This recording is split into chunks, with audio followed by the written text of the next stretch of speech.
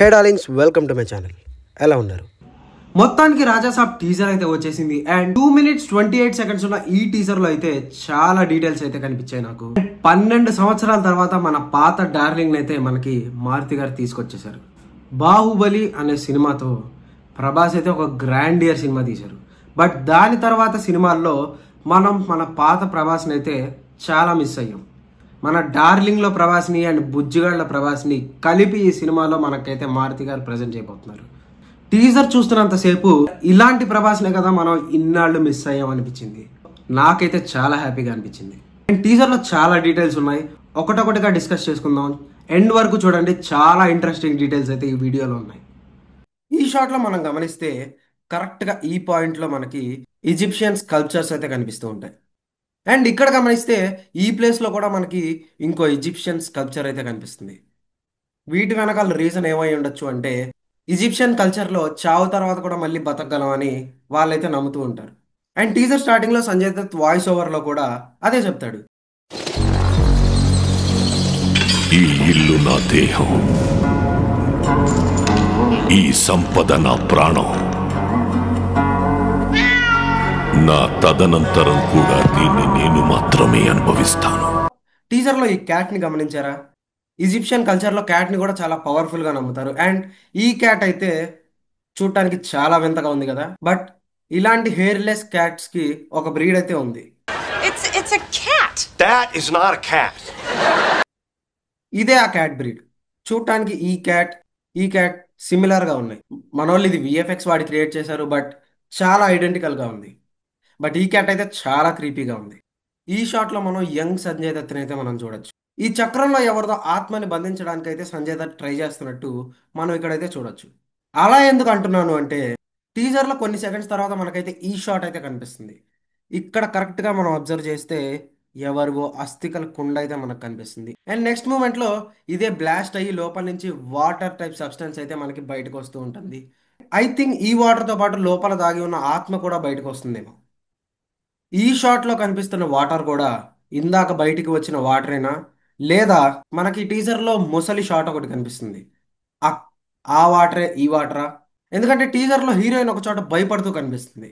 అది ఆ హీరోయిన్ ఏదైనా దెయ్యాన్ని చూసి భయపడిందా, లేదా ఈ ముసలిని చూసే భయపడిందా? అండ్ ఈ పర్టికులర్ షాట్లో మనం అబ్జర్వ్ చేస్తే ఇక్కడ మనకి లైట్స్ అన్నీ ఆఫ్ అయి ఉన్నాయి. అండ్ నెక్స్ట్ షాట్లోనే మనకి లైట్స్ అన్నీ ఆన్ అయి ఉంటాయి. ఇది ఎవరైనా తనని బయటికి రమ్మని సిగ్నల్ ఇస్తున్నట్ట, ఆర్ఎల్స్ ఈ షాట్లో ప్రభాస్తో ఆడుకున్నట్టే తాత మన హీరోయిన్తో కూడా ఆడుకుంటున్నాడు. రెండిట్లో ఏది అని తెలియాలంటే మనం డైరెక్ట్గా సినిమా చూసే తెలుసుకోవాలి. ఈ ఆవు కళ్ళల్లో మనం రిఫ్లెక్షన్ చూస్తే మనకి టీజర్లో కనిపించిన ఈ ఓల్డ్ లేడీదే అనిపిస్తుంది. బట్ ఆమె లుక్ అయితే కొంచెం యంగ్గా కనిపిస్తుంది. బట్ రెండు షాట్స్లో ఆమె చేతిలో ఏదో క్యారీ చేస్తూనే కనిపిస్తుంది.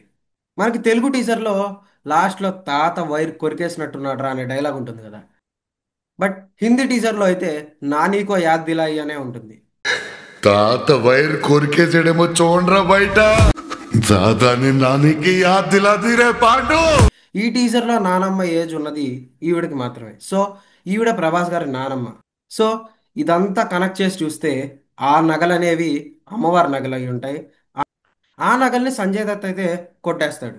ఆ తర్వాత కొన్ని మిస్టికల్ ఫోర్సెస్ యూజ్ చేసి రాజ్ మహల్ అయితే తను సొంతం చేసుకుంటాడు. బట్ ఈ నగలు అమ్మవారికి ఇవ్వాలి అనేదే వాళ్ళ నానమ్మ కోరిక. దానికోసమే ప్రభాస్ ఈ మహల్లోకి ఎంటర్ అవ్వచ్చు. అమ్మవారి నగల కోసమే ఈ మహల్లోకి ఎంటర్ అయ్యాడు అనడానికి ఇంకొక ప్రూఫ్ ఏంటి అంటే టీజర్ మొత్తంలో ప్రభాస్ చేతికి ఈ దుర్గమ్మ తాడైతే కనిపిస్తుంది. అండ్ దుర్గమ్మ తల్లి కాపాడమ్మా.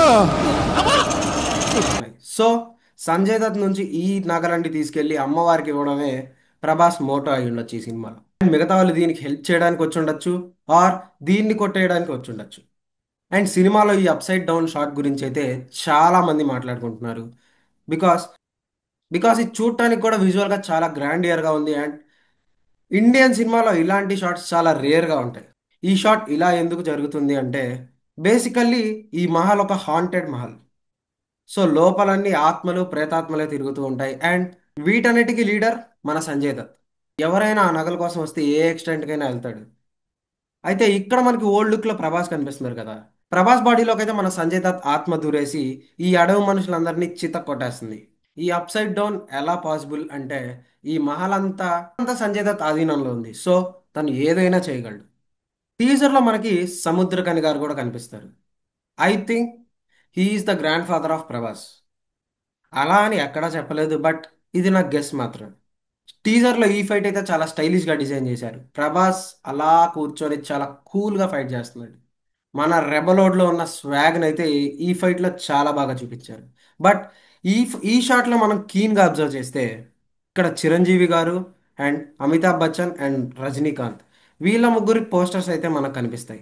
వీళ్ళ ముగ్గురు ఎందుకు అంటే favourite actor in Tamil, Telugu, Hindi. Favourite actor in Tamil Rajini sir, Telugu Chiranjeevi sir, Hindi Amitabh sir.